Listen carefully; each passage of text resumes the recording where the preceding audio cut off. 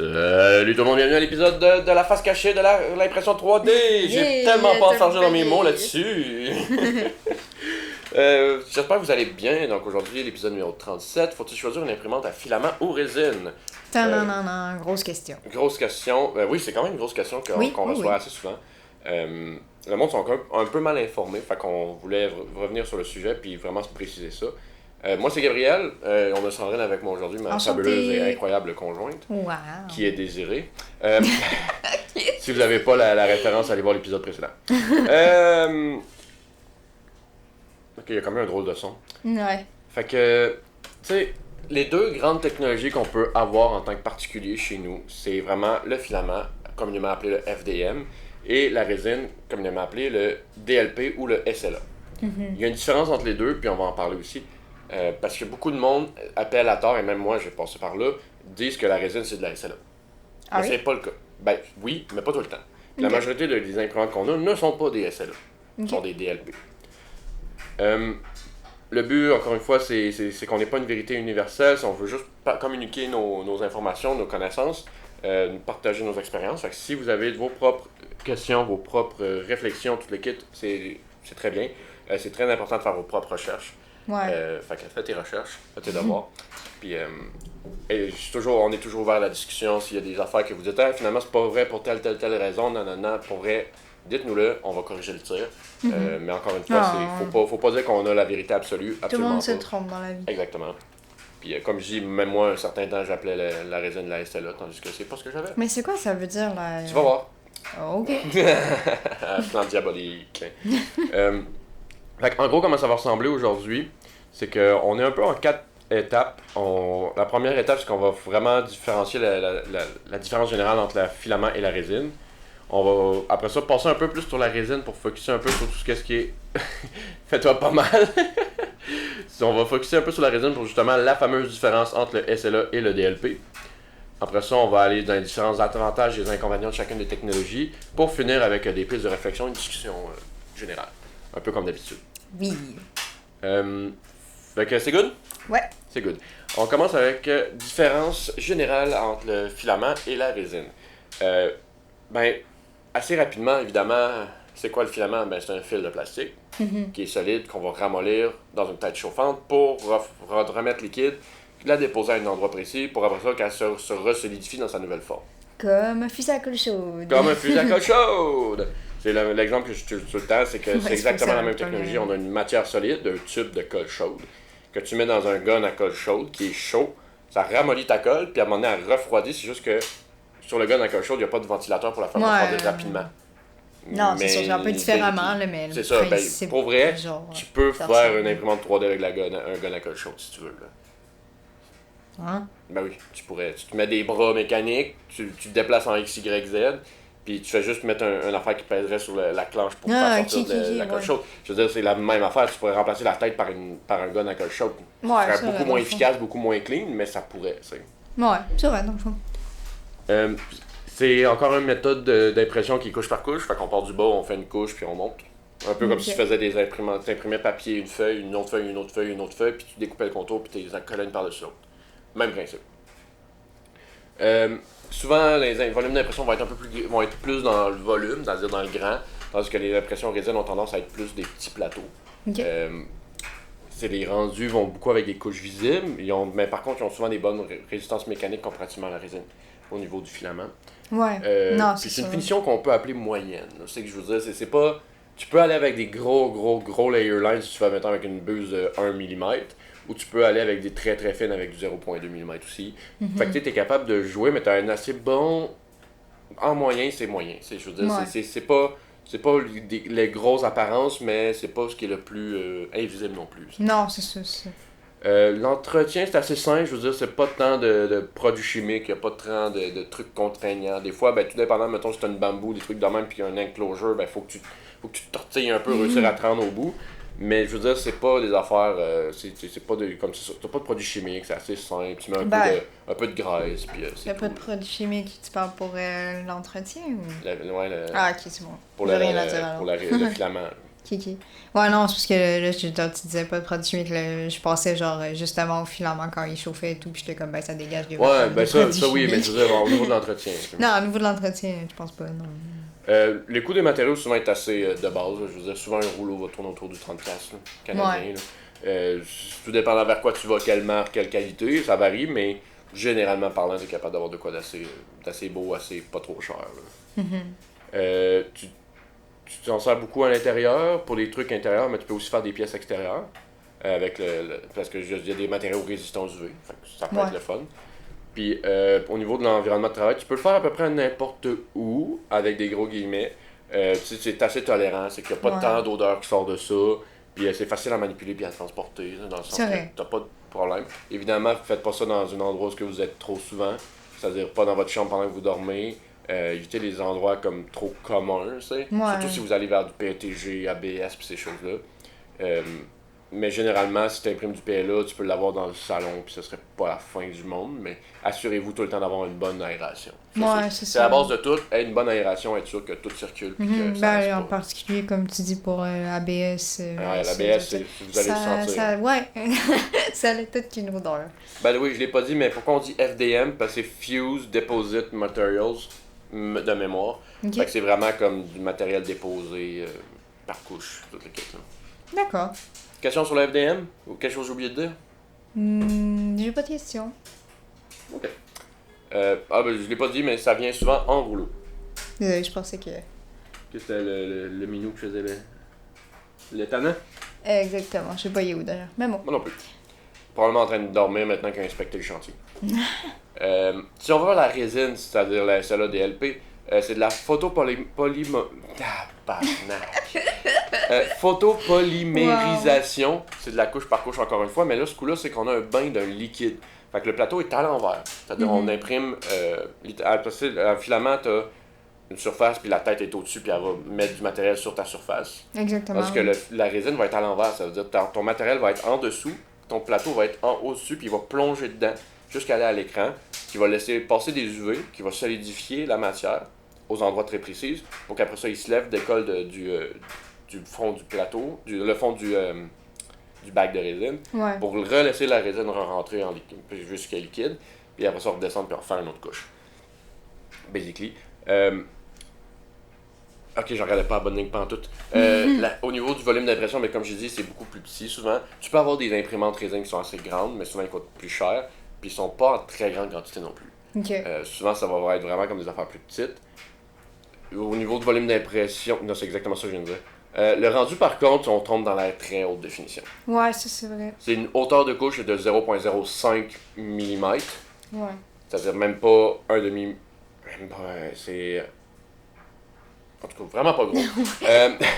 C'est très précis. C'est très précis. La surface va vraiment être lisse. C'est vraiment sur les surfaces du top souvent qu'on va voir un peu d'escalier, comme on appelle, mais souvent c'est très minime. Tu le sentiras même pas avec tes doigts souvent. Là. C'est très très fin. Par contre, au niveau de la résistance mécanique, moi j'irais pas là-dessus pour faire une pièce mécanique. C'est pas ce qui est le plus résistant. Évidemment, ça dépend du matériel, mais si on reste dans le général... Le chat est en train de foutre la merde. Il mange quelque chose qu'il ne doit pas manger. Ah. Faut pas manger la résine, c'est important de le dire. Mais... C'est lui qui est méchant. Ah, il les enlève du screen? Oh my god! Ah oui. Ok, pour vous donner le contexte, ceux qui sont en train d'écouter puis il se passe de quoi en live, c'est que on a un screen dans notre fenêtre dans la chambre qui avait des trous dedans. Fait que quand on a collé une espèce de petit tape réparateur qui est encadré. Puis pendant un certain temps, moi j'en ai recollé, puis là on était comme, voyons, on en trouve régulièrement un peu partout.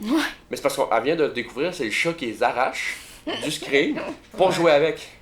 Le petit Moses, il les enlève. Et puis je te dis, il essaie de faire des rénovations sans l'autorisation et sans le bon permis. Ouais, non, c'est ça. J'ai oublié ce que je disais avec tout ça, mais la résolution est vraiment bonne. C'est vraiment c'est vraiment souvent, le monde va s'en servir pour faire des figurines, des éléments décoratifs, plus que des éléments qui vont être techniques, mécaniques. Évidemment, il y a certains matériaux que tu peux aller chercher qui vont coûter plus cher, mais qui ont des bonnes résistances, que c'est très solide. Mais de façon générale, si on reste vraiment dans le général, ce que le monde va utiliser, c'est pas fait pour faire des pièces techniques. Là. là, c'est ce que toi, t'adores beaucoup, mais c'est tout ce qui est l'entretien de la résine. C'est-à-dire, tu utilises beaucoup l'alcool isopropylique, les post-traitements aux UV, donc ça fait des émanations pendant que ça cure. La résine est toxique pendant qu'elle est liquide. Une fois solidifiée complètement, et c'est important de dire une fois curée complètement, elle devient inerte, donc elle devient safe à toucher et à manipuler avec les mains. Ouais, c'est ça. Mais c'est ça, c'est que c'est vraiment un ensemble de produits chimiques. Fait qu'il faut vraiment que tu te fasses un espace un peu plus comme un laboratoire de sciences. Là. Il faut que tu aies un espace. L'aération. Oui, avec beaucoup d'aération. Mais si tu as besoin d'avoir une table pour ça, avec des équipements pour ça, des gants, des lunettes, peut-être ton alcool avec la ventilation. T'as pas envie d'avoir ça dans les yeux. Non, vraiment pas. Puis ce que le monde va dire souvent, c'est ben j'ai touché puis c'est pas grave, ça m'a rien fait, mais c'est parce que c'est l'accumulation overtime. Ouais, non, c'est que c'est tellement du microplastique puis c'est tellement des petites affaires que overtime, tu peux avoir des problèmes avec des plastiques, tu peux tomber allergique à des plastiques, faire des réactions à des plastiques que normalement t'avais pas de problème à cause de ce genre de choses-là. Mais j'ai déjà vu du monde avoir des brûlures avec ça avec parce la résine, moi aussi j'ai vu des photos photos de toucher puis à force de faire des affaires à un moment donné, réalise crime, c'est rendu tout rouge, ça fait vraiment mal puis tout le kit. Fait que c'est toxique. Fait qu'il faut avoir des gants, une bonne aération. Moi, j'ai même un sarrau que j'utilise pour être sûr de ne pas en avoir sur moi. Toutes ces choses-là. Non, c'est ça, c'est important. Là, comme tu as dit, justement, avec les brûlures, genre, il y en avait une que j'étais comme. C'était justement avec de la résine, puis le gars ou la fille, je sais pas, là, la personne, en tout cas, elle avait pas de gants quand elle manipulait, donc justement, à la fin, genre, il y avait plein de brûlures, mais genre, comme. Genre au 2e degré, là. Oui, non. Genre... C'est des brûlures chimiques. C'est des brûlures chimiques, c'est ça. C'est pas la même chose qu'une brûlure, bouillante ou feu, mais reste que c'est ça, là. Ça, c'est ça. Tu peux pas avoir des cloques de cicatrices des produits chimiques sur toi. Non, c'est pas de fun. Ça coûte rien comparé à ta santé de dire, je vais aller me chercher une puis je vais aller me protéger. Genre, pis tu sais, justement aussi avec l'alcool isopropylique, c'est vraiment important l'aération parce que tu vas avoir mal au coco puis tu vas te sentir très étourdi. Ouais. C'est vraiment pas bien. Non. Au niveau du consommable, c'est un coût un peu plus élevé parce que, comme on a dit, tu as besoin d'un espace pour ça, tu as besoin d'avoir d'acheter des résines, tu as besoin de tes solvants pour le nettoyage, tu as besoin de lampe UV. Tu peux pas, comme avec le filament, juste dire j'ai une imprimante, puis j'achète du filament, je suis correct. Non, avec ton imprimante, tu as besoin souvent d'une cure wash, parce que c'est le plus simple pour justement le nettoyer puis après ça le curer. Tu as besoin d'acheter ton alcool, tu as besoin d'avoir tes équipements de protection individuelle. Tu as tous ces éléments-là à avoir, puis la ventilation, puis c'est ça. Ouais. Puis ça demande une plus grosse étape de travail aussi, parce que tu as besoin de le nettoyer après. Je peux pas prendre la machine et dire c'est fini. Il y a encore plein de résine non curée dessus, il faut que tu enlèves tout ça avec l'alcool. Puis ce qui fait un peu de perte, mine de rien. Puis après ça, faut que tu le finisses de le curer, puis il faut que tu enlèves les supports, puis nanana. Fait que tu sais, t'as une plus grosse job à faire, mais souvent, si tu veux faire de la figurine ou des trucs comme ça, c'est pas mal souvent ce que tu vas utiliser. Ouais, ce qui va devenir un plus beau rendu niveau visuel. On a vu quelqu'un au Comic-Con, je pense que l'année passée, qui faisait des figurines, mais lui, il était en filament. Là. Je pensais que c'était de la résine. Oui. Mais lui, il faisait en filament. Mais il y avait une buse de 0.1, puis ses prints prenaient quelque chose comme un 24-48 heures. Pour une petite figurine. Pour une. Fait que faut que tu investisses le temps puis le truc, mais il l'a fait, puis il faut que tes machines soient calibrées. Probablement qu'il voulait vraiment pas se faire snouter avec la résine. Probablement. Puis peut-être qu'il voulait aller chercher aussi un côté plus mécanique aussi. Peut-être, oui. Plus résistant. Ah, c'est vrai, dans ça, oui. Mais c'est comme moi, ma résine n'est pas si chère que ça comparé à l'autre, mais c'est de la ABS-like, puis elle est plus résistante, dans le sens qu'elle est plus flexible aussi. Okay. Fait que souvent, quand des petites épées, ces affaires-là, à place de casser, ils vont plier un peu, puis il va se replacer. Ce qui fait qu'elle est plus résistante que la moyenne. Puis comme je te dis, je l'ai pas payé tant plus cher que ça. Ok. Ta fameuse question, la différence entre SLA et DLP. C'est quoi la différence? C'est que le SLA, c'est stéréolithographie. C'est que ça utilise un laser qui va dessiner les couches. Un peu comme la tête d'impression du filament. C'est que le laser va venir faire le dessin. OK. Fait que t'as un laser, il va se promener faire le dessin, puis après ça va relever, ces affaires-là. C'est une très bonne précision, une très bonne finition, puis c'est bon pour les pièces complexes. Mais c'est à une vitesse plus lente parce que ça affiche pas ton écran complet one shot. C'est que ça va être un point, un peu comme une tête d'impression, c'est qu'il faut qu'elle se promène puis elle aille partout ce qu'elle a besoin d'aller. OK. Puis souvent, c'est des machines qui coûtent vachement plus cher. C'est pour ça qu'en réalité, ce que le monde a souvent, c'est du DLP. Digital Light Processing. avec un écran. Fait que t'as une lumière UV en dessous, une source UV, puis t'as un écran par-dessus qui lui va l'afficher. Mais en fait, il va être opaque, puis il va laisser à des places certaines formes de lumière passer. Ce qui va faire ton dessin. Un peu comme à la télé, si tu vois un cercle, ben c'est parce qu'il y a un cercle noir qui est allumé. Ouais. C'est un peu le même principe. Fait que l'écran va devenir non opaque à certaines places pour laisser passer la lumière à travers, dans la forme que tu as besoin pour cette couche-là. Ce qui fait que justement, c'est souvent une impression plus rapide quand tu en as plusieurs. Le temps en fait reste le même quand tu en rajoutes. Parce que tu aies un cercle sur ton écran ou que tu en aies deux, ça se fait en même temps. Non, c'est ça, c'est pas comme... Ce qui fait que l'impression DLP est vraiment dictée par la hauteur. Fait que si tu as une figurine, puis ça prend 2 heures à printer, plus réalistement, mettons 4 heures à 6 heures à printer, tu en rajoutes une autre, ça va prendre 4 heures à 6 heures à printer. Ouais, parce que ça s'imprime à la même hauteur. Si tu en mets une plus haute, là, ça va être plus long. Mais si tu as la même hauteur ou plus petit, ça change absolument rien au niveau de ton temps. C'est qu'il va ajouter un autre cercle à côté sur ton écran, puis il va printer en même temps. Pour revenir à l'exemple du FDM, c'est que le FDM passe de, mettons, ton premier cercle à gauche. Quand il a fini de faire sa couche-là, ben, il va aller au deuxième cercle à droite, il va faire la même chose. Après ça, il va monter, il va refaire la première, il va faire la deuxième, il va monter. Tandis que l'impression SLA, il fait 2 cercles, 2 cercles, 2 cercles, 2 cercles, 2 cercles. Grossièrement dit, ça ressemble à ça.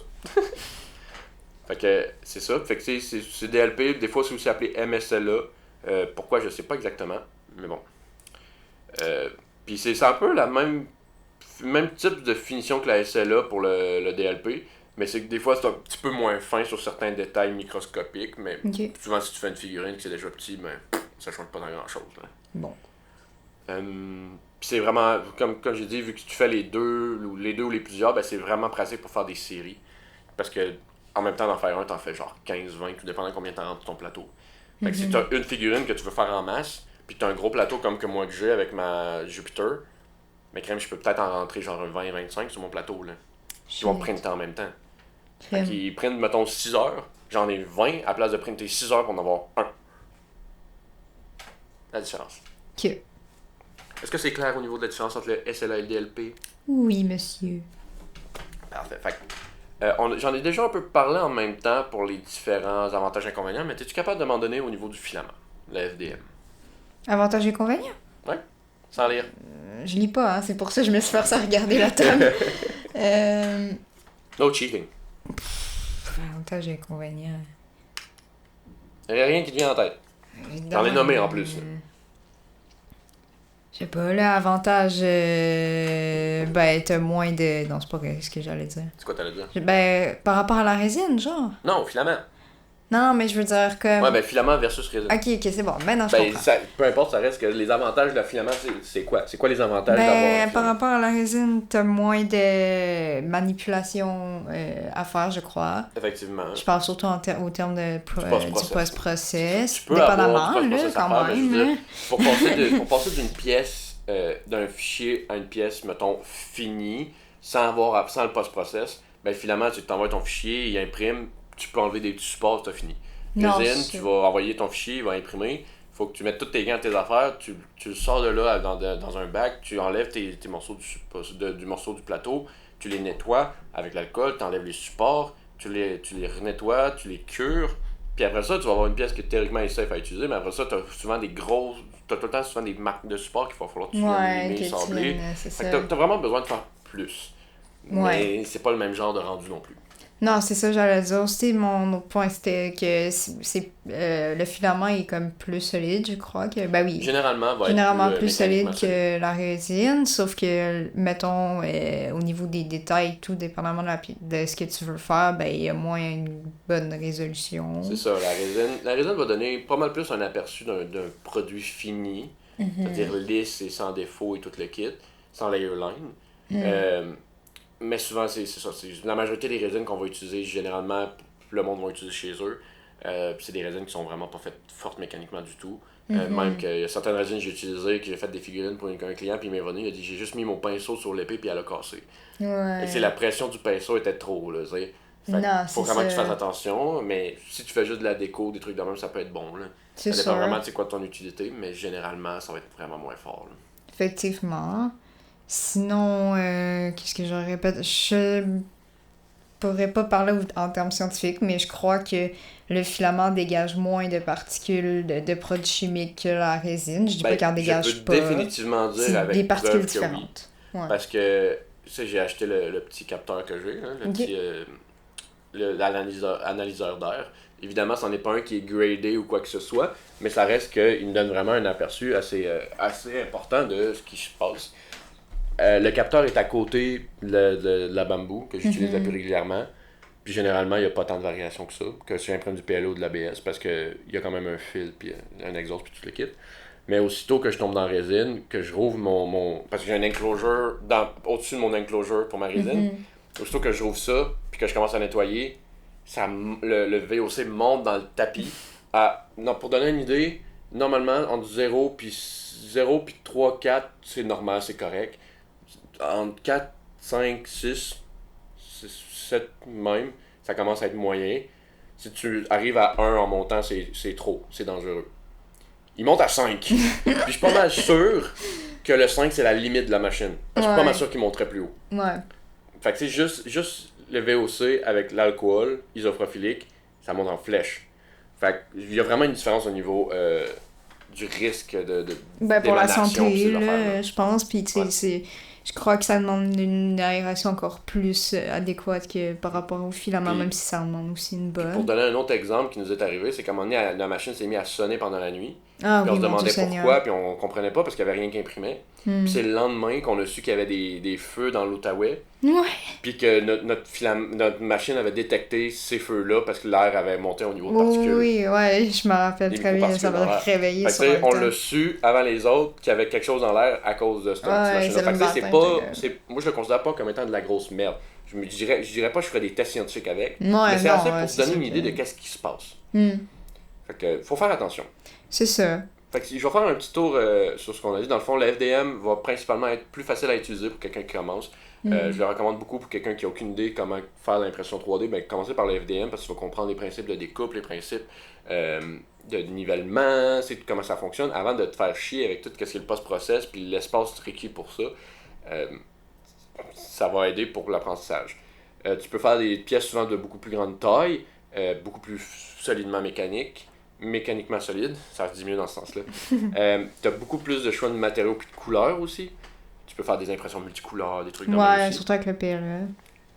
Tu as un entretien qui est relativement simple avec un environnement relativement sûr. Beaucoup plus que, justement, comme on disait, la résine.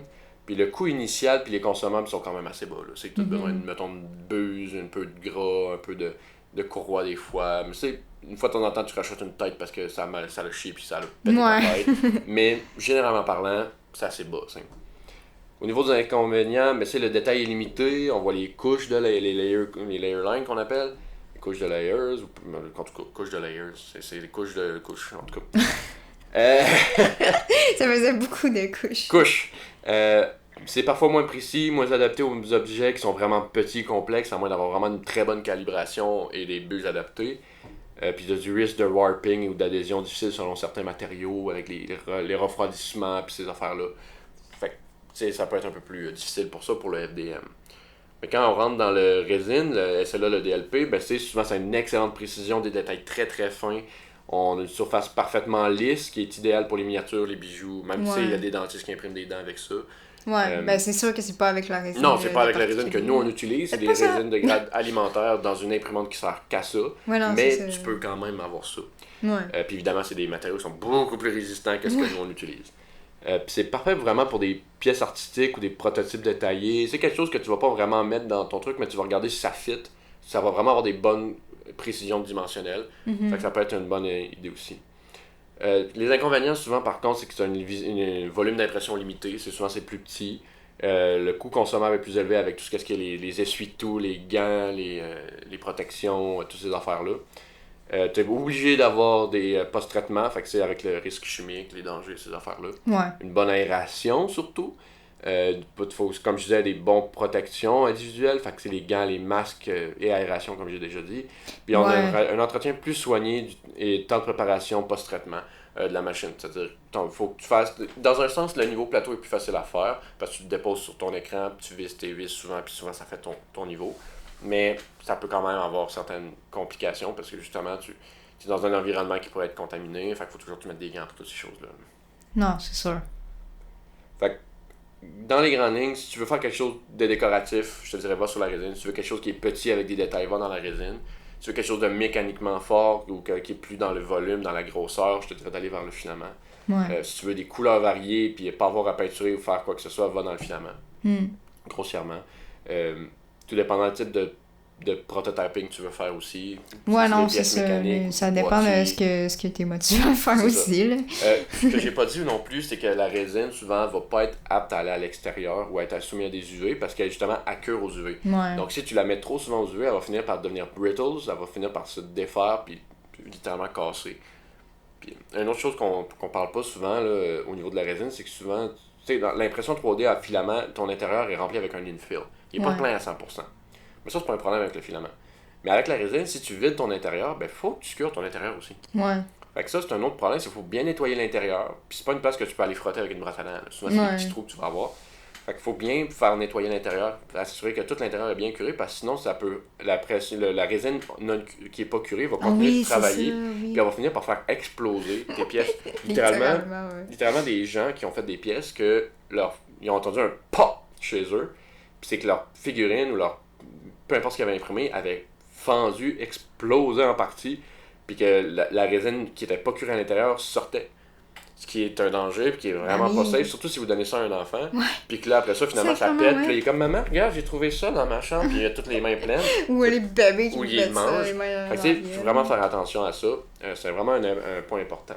Mais si vous faites des affaires très petites, souvent, ils vont être pleins, fait que t'as pas ce genre de risque-là. En tout cas, moins. Je pense que, de toute manière, la résine, genre, je pense pas que ce soit vraiment adapté pour des jeunes enfants là, qui vont pas non plus, tout le temps se mettre les mains. Ils commencent à se mettre ça dans la bouche. Ok, oui, avec tes mains, mais c'est pas fait pour manger. Les enfants très jeunes, non. Si c'est des enfants qui ont un peu un savoir, un peu de réflexion, je dirais ok. Si tu dis, ça c'est vraiment décoratif, c'est pas un jouet pour jouer, puis tu le mets genre dans une tablette ou whatever. Mais 0,5 ans. Ou les figurines de Donjons Dragons. Mais il y a ça aussi, c'est que si c'est vraiment des gros morceaux, souvent à l'intérieur, on va le vider. Mais si c'est trop petit, on videra rien parce que ton épaisseur, tu vas avoir plein de petites poches partout, ça sert à rien. Tu sauves pas de temps, tu sauves pas de poids. Non. Ben, le temps, non là, mais tu sauves pas de poids puis de matériaux.